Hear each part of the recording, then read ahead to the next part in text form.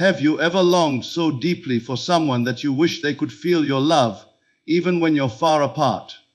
What if I told you that distance is only an illusion, and that the mind, when disciplined, can bridge the gap between hearts? Today we'll explore the mystery of love telepathy, the power to make them feel you, even when you're apart. I once had the experience of loving someone who was miles away. Outwardly, it seemed impossible that my thoughts, my feelings could ever touch them. Yet I knew, consciousness is the only reality. If all things are contained within consciousness, then the distance between two beings is no distance at all.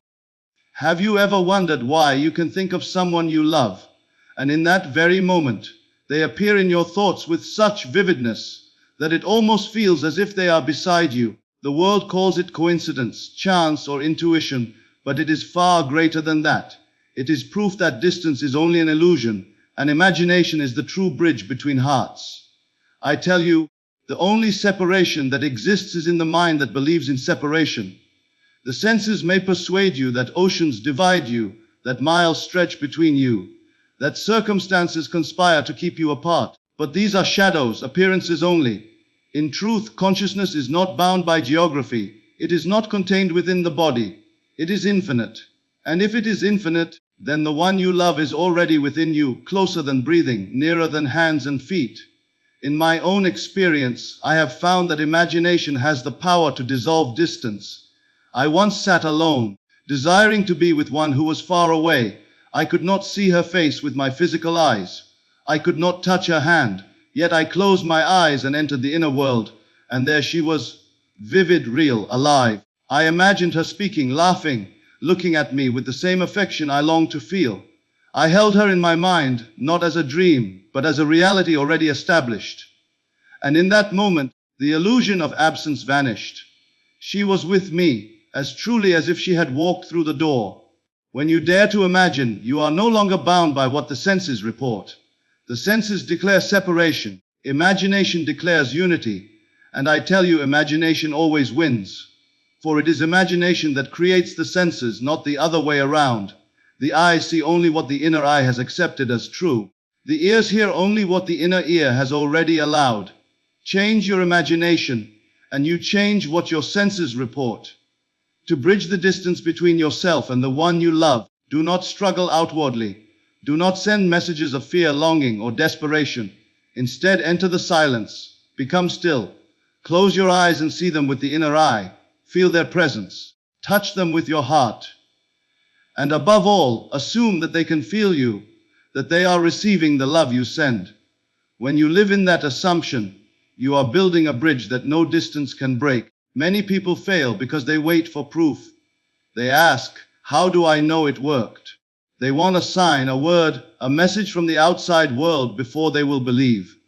But the outer world is always delayed. It is only the echo of what you have accepted inwardly. Believe first. Live in the reality of union first. Then the outer must follow. It has no choice. I once heard a man say, but what if she does not think of me? What if my thoughts cannot reach her? And I answered, your thoughts are not traveling through space like arrows shot into the sky. Your thoughts are not leaving you at all. She is already within you, for all are contained in the one consciousness. You are not sending love to her. You are awakening the love that already exists between you. This is the secret. There is no need to reach across distance. The bridge is already built. Imagination reveals it. When you imagine the one you love responding with tenderness, when you imagine them thinking of you, you are not creating something new. You are tuning into what has always been. For in the realm of consciousness, there is no separation, only unity. Practice it tonight. Before you sleep, enter into the feeling of being with them. Speak to them inwardly and listen as they reply. Do not make it a labor. Make it natural. Let it be as casual as a conversation you would have if they were sitting in the same room. Feel their laughter, their touch, their love. As you drift into sleep, carry this inner scene as real. Sleep in that reality, and you will awaken to find the outer world reshaping itself in harmony with your assumption. You may say, but I do not see results instantly. I tell you, persist. Do not abandon your inner vision because the outer world has not yet caught up. A seed planted does not blossom in the same moment, but the moment the seed is sown, the outcome is certain. Your imagination is the seed, and the harvest will not fail. Distance is only a condition of the senses. Imagination ignores it. Imagination knows no barriers of time or space. In imagination, you can be with the one you love this very moment. And if you persist in that inner union, the outer world must conform. They will feel you. They will respond. They must, for consciousness is one and love is the bridge. So tonight, dare to prove it for yourself. Do not take my word. Enter the silence and let your imagination bridge the distance. Speak inwardly. Feel inwardly. Live inwardly in the state of being together.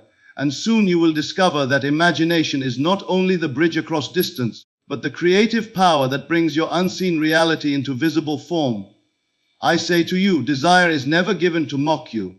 If you desire love, it is because love already belongs to you. If you desire companionship, it is because companionship is already woven into your being. The mistake comes when you treat your desire as something separate, something distant, something to be reached after. Desire is not a sign of lack. It is the voice of your deeper self telling you what is already prepared. The secret is to assume the feeling of the wish fulfilled, to live inwardly, in the state of already having. And when I say feeling, I mean more than mere emotion. I speak of an inner knowing, a conviction so natural that it becomes your dwelling place. For imagination clothed in feeling is the creative act itself. I recall a time when I longed for a change in my life. Outwardly, nothing suggested that change was possible.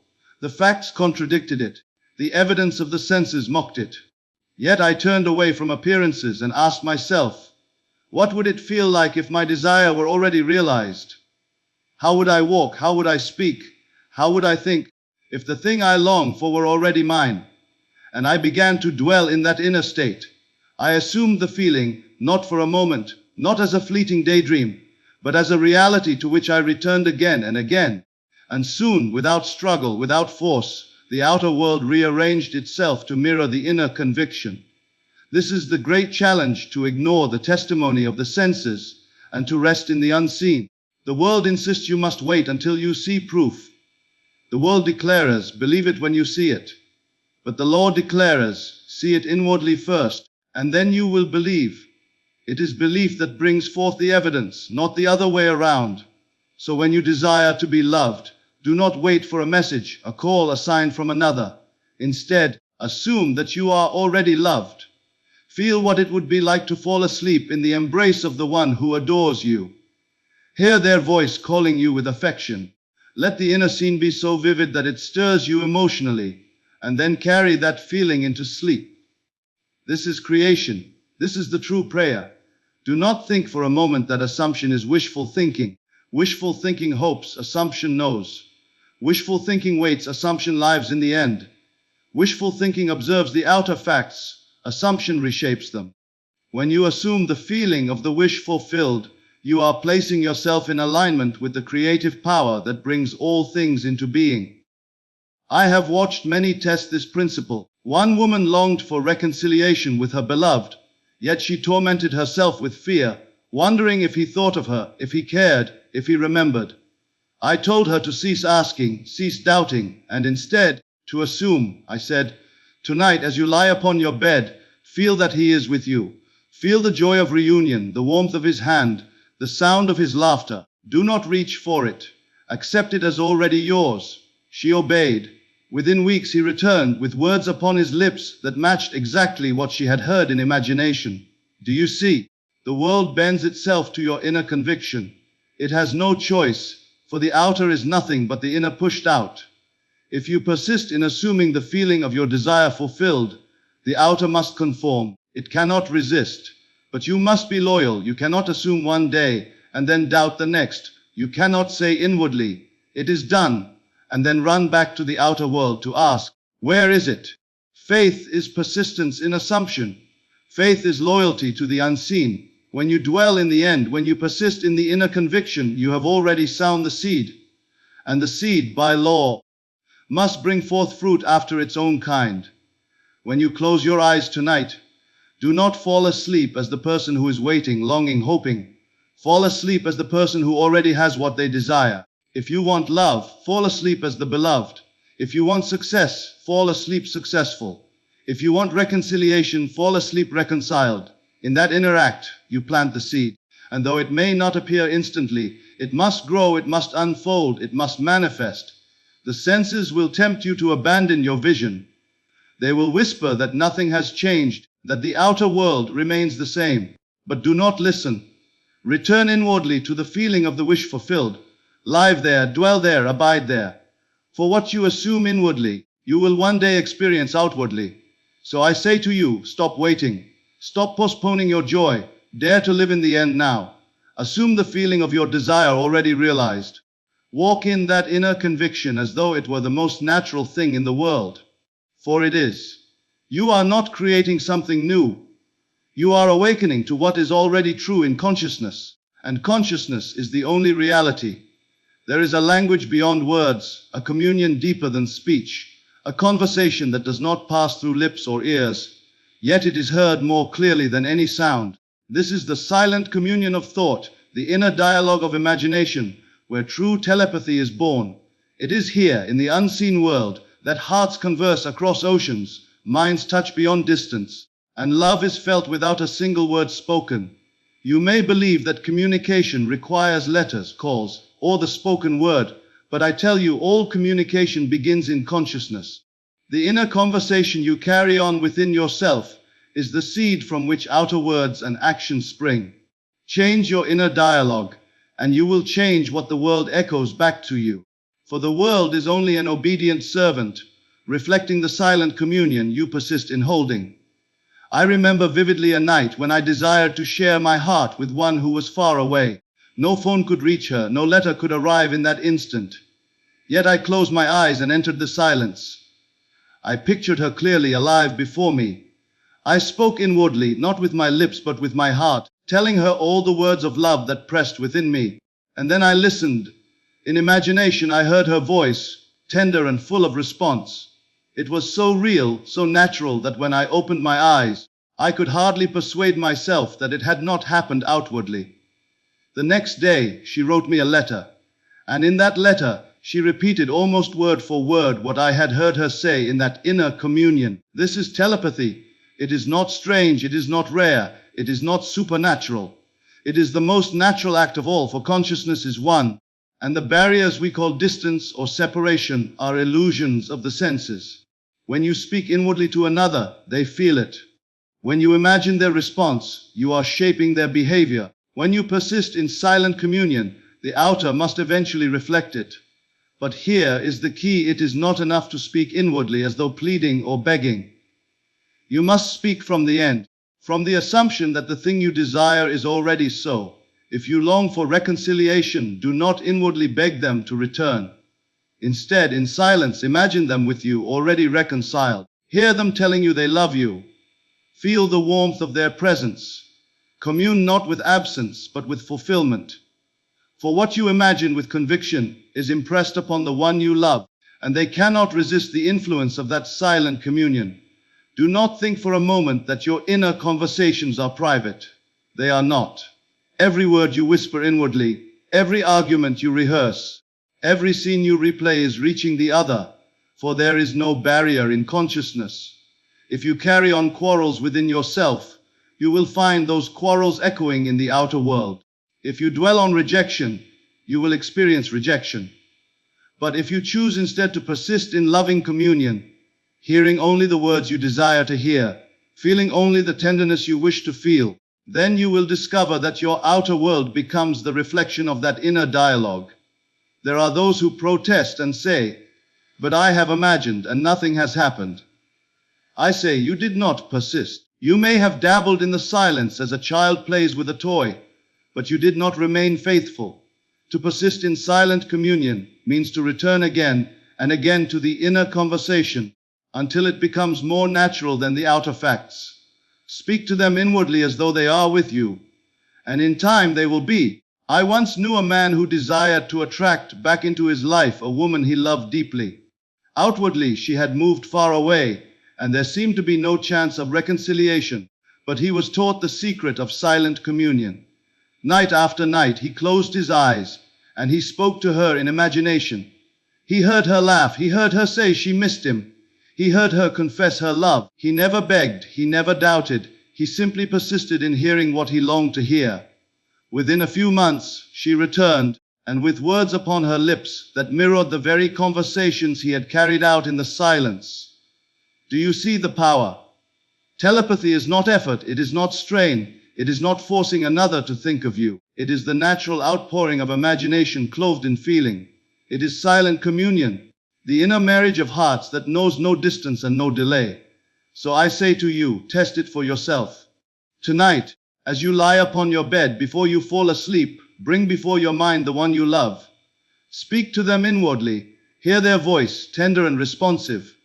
Feel their presence as real, as natural, as though they were beside you.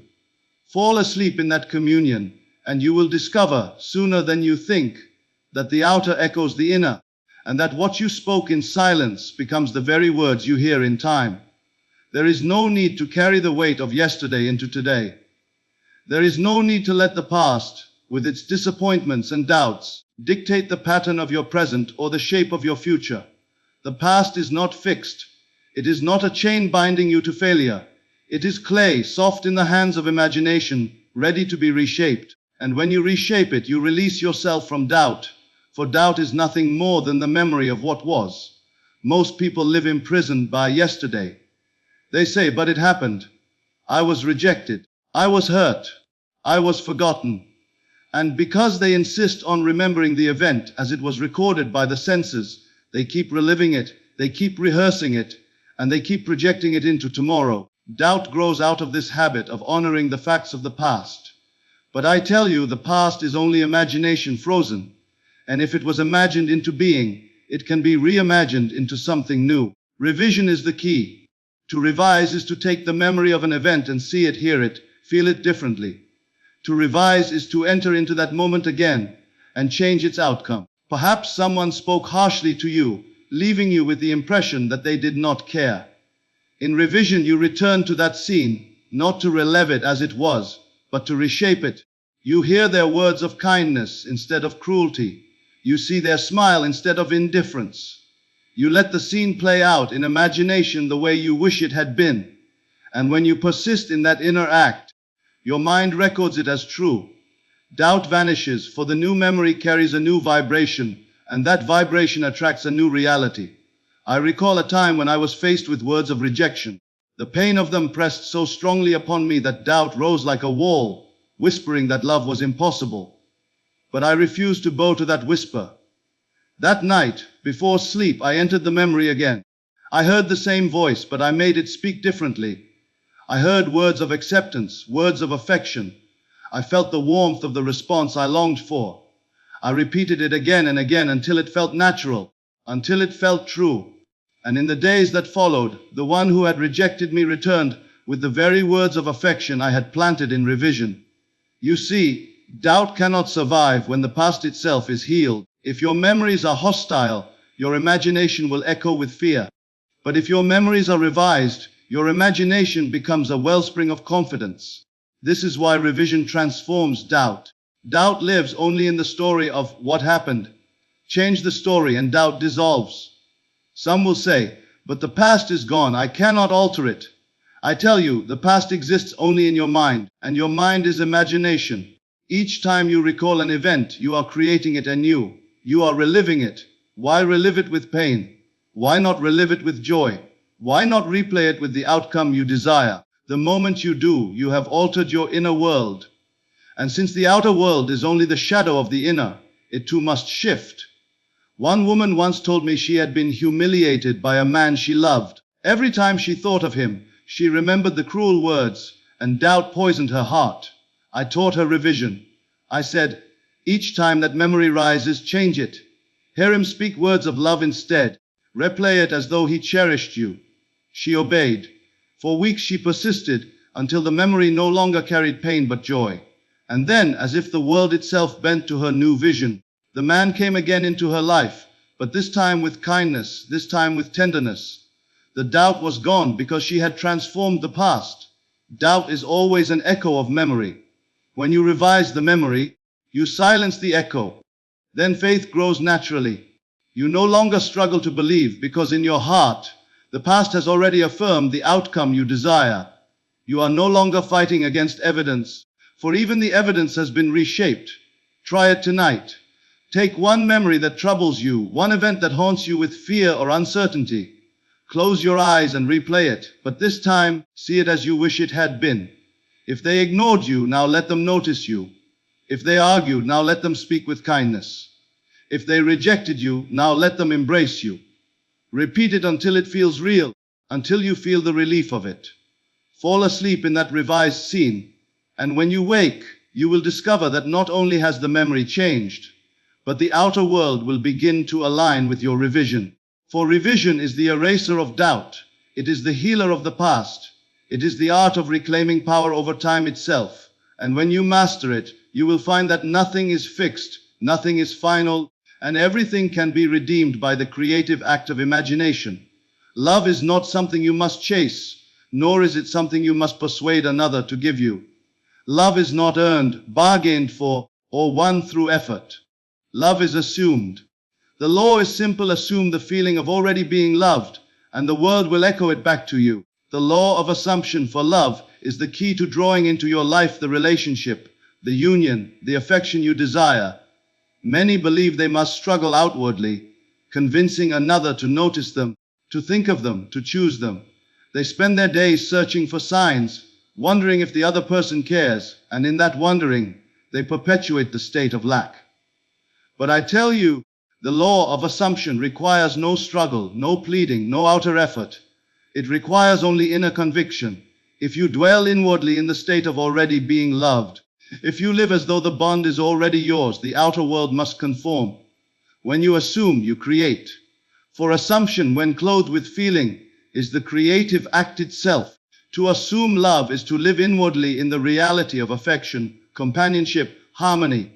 It is to carry yourself with the quiet certainty that love belongs to you now. It is to see the one you love not as distant, but as united with you. It is to walk as though you are already cherished, to think as though you are already adored, to feel as though you are already chosen. I once faced a time when love seemed far away. Outwardly, there was no evidence, no promise, no sign that affection would come. The world said, "You are alone."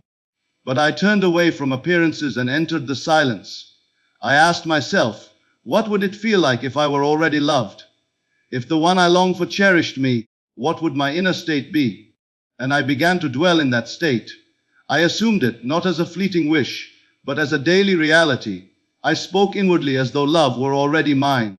I acted in imagination as though union were already established. And without effort, without struggle, the outer world shifted and love appeared, not as a new creation, but as the shadow of my inner assumption. This is the mystery. You do not create love from nothing. You awaken to the truth that love already exists within you. The law of assumption is not about forcing another to bend to your will. It is about reshaping your own inner state. When you assume that you are loved, you align yourself with the frequency of love, and by law, love must be mirrored back to you. Many ask, but what if they do not love me now? What if they are indifferent? I say, assume differently. For the state you assume is the seed you plant, and the seed always produces after its kind. If you assume indifference, you will experience indifference. If you assume rejection, you will experience rejection. But if you dare to assume love, to live as though affection is already yours, then you will find the world compelled to play its part in bringing that love into visible expression. It is not the person you must persuade. It is yourself. For all the world is yourself pushed out. Change your assumption within, and the person will mirror it without. This is why the law of assumption for love is so powerful. It does not concern itself with outer appearances, with facts, with time.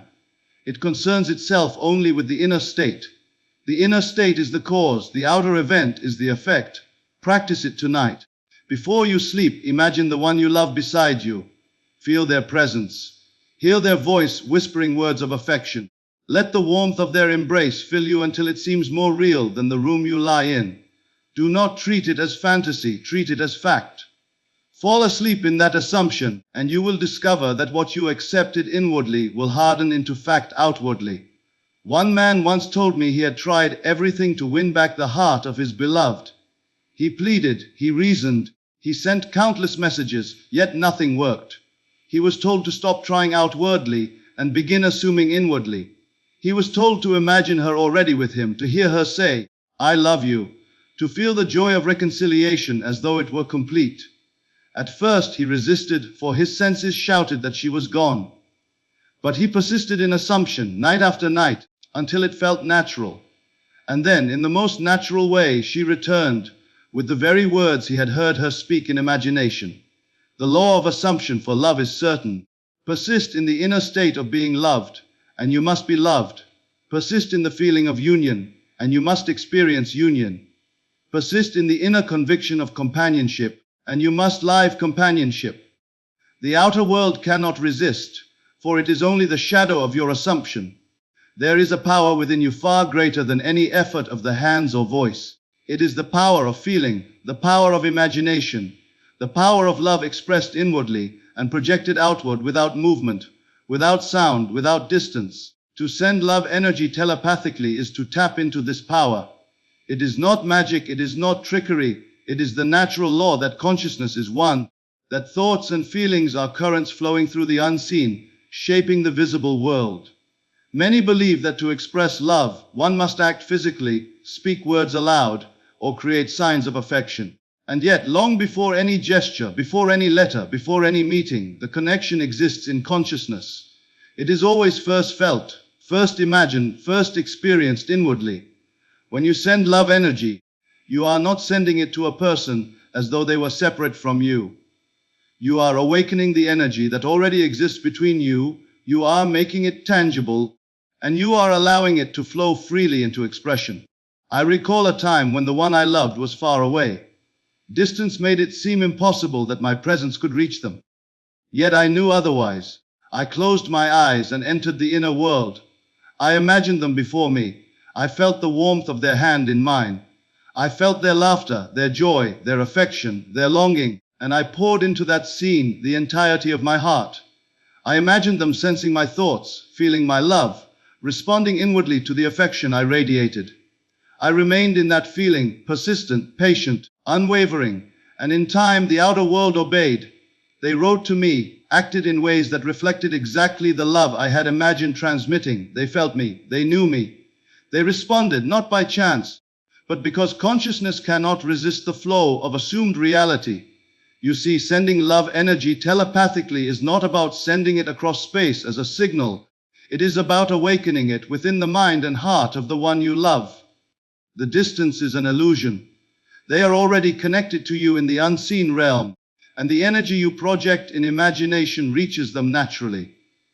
The trick is to persist in the feeling of your desire fulfilled, to imagine them feeling the love you radiate, to assume that they are responding even before any outer evidence appears. Many people falter because they rely on the outer world to validate their feelings. They say, if they do not respond, my love is lost. But the outer world is only the shadow of the inner. You must not wait for signs or proof. You must send love inwardly, consistently, persistently. You must see them receiving it, feel them rejoicing in it. Imagine the effect your energy has upon them. The moment you dwell in that inner state, you are sending your love telepathically, and the world cannot resist. I have seen it countless times. One person longed for reconciliation. Outwardly, the other seemed cold, distant, and uninterested. Yet by entering imagination nightly, sending love inwardly, feeling it flowing freely and fully, the energy reached the heart of the one they desired. The outer world, reflecting the inner, responded. Letters arrived. Calls were made. The one who had seemed indifferent now mirrored the love that had been sent telepathically. The principle is simple. If you desire someone to feel your presence, do not focus on them physically. Focus on the inner connection. Feel their presence, hear their voice, sense their thoughts, and then let your love flow freely. Imagine it as tangible, palpable, real. Persist until it becomes natural, until the scene in imagination is as vivid and alive as life itself. That is how energy moves. That is how telepathy manifests. That is how love is received and responded to, even across great distance. There are no limitations in imagination, no barriers of time, no obstacles of space, no interference of circumstance. When you assume they feel you, when you imagine the reception of your love, when you dwell in that state until it becomes reality to you inwardly, the outer world must conform. Telepathy, in this sense, is simply the natural flow of energy in consciousness, the language of love that cannot be resisted, the communication of heart to heart without motion, without word, without delay. Tonight, as you lie still, close your eyes and imagine the one you love. Picture them as alive, responsive, radiant with the energy of affection. Pour into that scene your warmth, your joy, your care, your devotion. Imagine them sensing it, feeling it, responding inwardly even before a single word is exchanged. Persist in that inner state. Return to it often. Carry it with you as a certainty, and you will discover that your telepathic love has reached its mark, that it has stirred them, and that the outer world will inevitably reflect the inner truth. Sending love energy telepathically is not an act of wishing or hoping, it is an act of knowing. Know that your energy flows, know that it reaches them, know that it awakens response.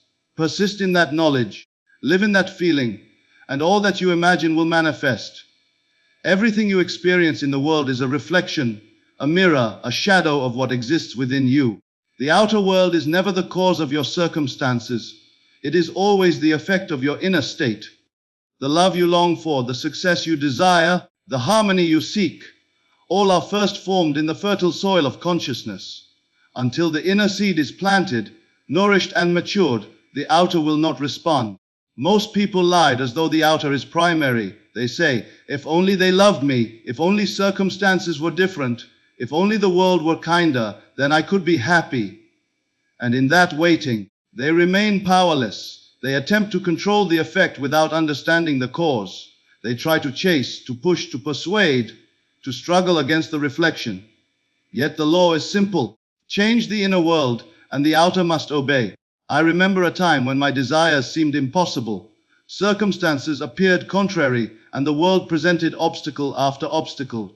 I could have despaired. I could have blamed the people around me, the situation, the distance. But I knew the truth. My outer world was nothing but a reflection of my inner beliefs, assumptions, and feelings. If I wished for love, it was not enough to hope for it outwardly. I had to assume it inwardly. I had to feel it, live it, dwell in it, until it became more real than the world of appearances. So I closed my eyes and entered the inner world. I imagined the one I longed for as already present, already loving, already responding to me.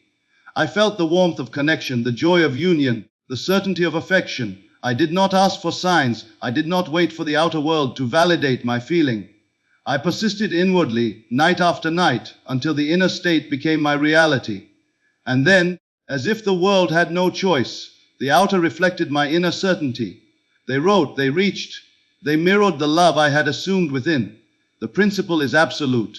The outer world cannot rise above the inner world. If you live in doubt, in fear, in worry, in lack, the world reflects only doubt, fear, worry, and lack. If you live in love, in confidence, in joy, in the feeling of having what you desire, the world mirrors the same. Nothing comes from the outside. All experiences are impressions from within. And this is why the inner world must be mastered first. Many fail because they try to manipulate the effect instead of mastering the cause. They attempt to convince another to love them, to persuade a situation to favor them, to bend circumstances to their desire. And they are frustrated, for the outer world obeys only what has already been assumed inwardly. The law is exact. To change your life, first change the state of consciousness that produces it. To change love, first change the inner awareness of being loved. To change success, first change the inner feeling of having already succeeded. I once knew a woman who believed she was unloved because of how others treated her. Outwardly, she saw neglect, indifference, and absence. She concluded that love was impossible. Yet she learned to shift the inner world.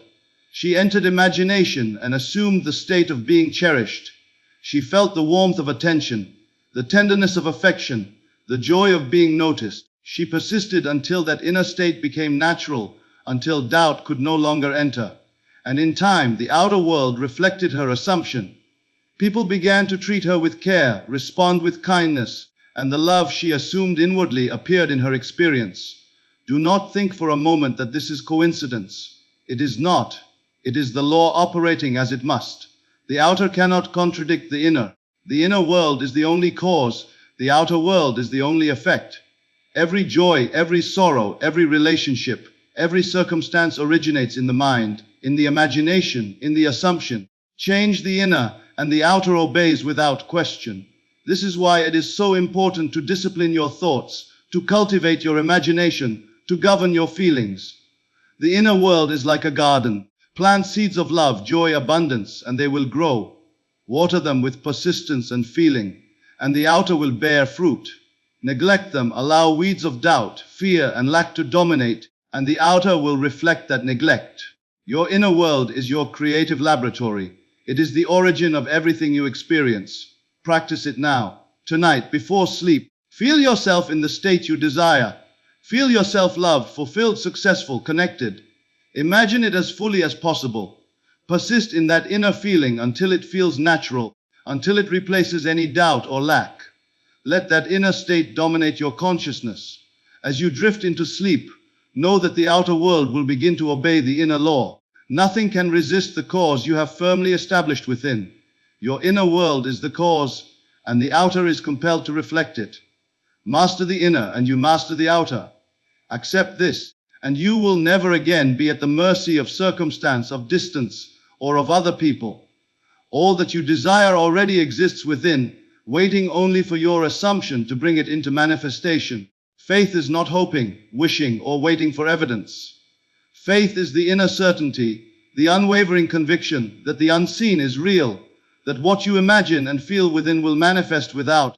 The world insists that you trust only what can be observed, only what can be measured, only what can be proven.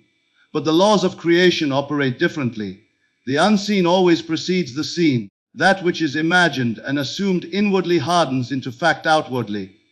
Faith is loyalty to this unseen reality. Many falter because they rely on the senses to confirm what they already know in imagination. They say, I will believe when I see it. I will trust when the evidence appears. And so they wait, and in that waiting, their desire grows cold, their vision fades, and the world remains unchanged. Faith does not wait for the evidence of the senses. It creates the evidence by persisting in the unseen. I remember a time when I desired a union that seemed impossible. Outwardly, there were obstacles, doubts, and appearances that contradicted the heart's longing. I could have surrendered to the senses, but I chose otherwise. I turned inward and assumed the feeling of fulfillment, of love, of connection. I persisted in that inner state, night after night, returning always to the reality I wished to see. And I discovered that faith, expressed as unwavering loyalty to the unseen, has a power greater than circumstance, greater than distance, greater than disbelief. To be faithful to the unseen is to ignore the evidence of the senses, while remaining certain of what is real in imagination. It is not fantasy, it is not idle daydreaming. It is the recognition that consciousness is the only reality, that the outer world must reflect the inner, and that persistence in assumption is the creative force of life. When you dwell in the end, when you inhabit the reality you wish to experience, you are expressing faith. Every thought, every feeling, every inner act of loyalty strengthens the unseen reality until it emerges in the world of appearances. Many have asked, how can I know that my unseen assumption is correct? How can I trust it without proof? I tell them, proof is unnecessary. The very act of assuming it, of dwelling in it with feeling, is proof enough. The world outside is simply the shadow of the inner. When you remain faithful to the unseen, you are planting seeds that cannot fail. The outer world cannot contradict the inner reality that you persist in holding. I have observed that faith is tested most when appearances are contrary. When circumstances scream, impossible. When the senses insist on lack. When doubt rises like a storm. This is when faith proves itself. Do not be moved by the outer world. Do not be persuaded by seeming impossibility. Return inwardly to the state of fulfillment, to the reality of your imagination, to the certainty that your desire is already accomplished. Loyalty to the unseen is the key to transforming what seems improbable into what is inevitable. There was a moment when one I loved appeared distant, cold, uninterested. All outward evidence suggested that connection was lost. Yet by remaining faithful to the unseen, by continuing to dwell in the feeling of union, love, and reciprocity, the outer world began to respond. Letters arrived, words of affection, gestures of recognition, all echoing the reality that had been assumed inwardly. The unseen was obeyed because faith did not waver. Loyalty to the imagined reality produced its reflection in time. Faith requires persistence. It is not a momentary act but a state of being. It is returning again and again to the inner reality you wish to manifest, regardless of what the outer world presents. It is the recognition that your inner state is the only source of change and that the outer world is compelled to conform to it. The more unwavering your loyalty to the unseen, the quicker, the more complete, the more inevitable is its manifestation. To practice this, close your eyes tonight and feel the reality of your desire as if it were accomplished. Imagine it in every detail, feel the emotions of having it, hear the words, sense the touch, know the joy. Do this not once, not twice, but persistently. Return to it as naturally as you breathe. Make it your inner life. And when you awake, you will find the outer world bending to the reality that your faith has already established within.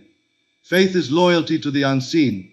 It is the recognition that imagination, when combined with feeling and persistence, is the creative power of the universe.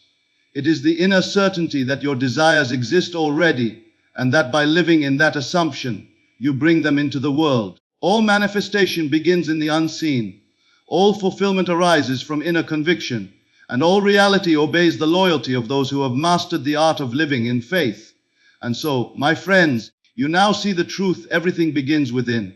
Imagination bridges all distance. Assumption shapes reality. Silent communion moves hearts. Revision transforms doubt. The law of assumption governs love. Telepathic energy flows where words cannot reach. The inner world is the cause of all experiences, and faith is loyalty to the unseen. Each principle is a key. Each moment of persistence, a step toward mastery over your life. You are not at the mercy of circumstance, of distance, or of what seems impossible. You are the creator of your world, the architect of your relationships, the author of your story. When you dwell inwardly in the state you wish to experience, when you live in the end, when you persist in assumption and loyalty to the unseen, the outer world must reflect your inner reality. Remember, the power to love, to be loved, to connect across any distance, and to manifest every desire is already within you. It is not a force to be earned, nor a mystery to be solved. It is your own consciousness, your imagination, your faith. Use it, nurture it, inhabit it, and watch as the unseen becomes seen, the imagined becomes real, and your life unfolds exactly as you have assumed it to be. Persist, believe, and remain loyal to the reality you wish to experience, for it is already yours. Live it now, feel it now, and the world will obey.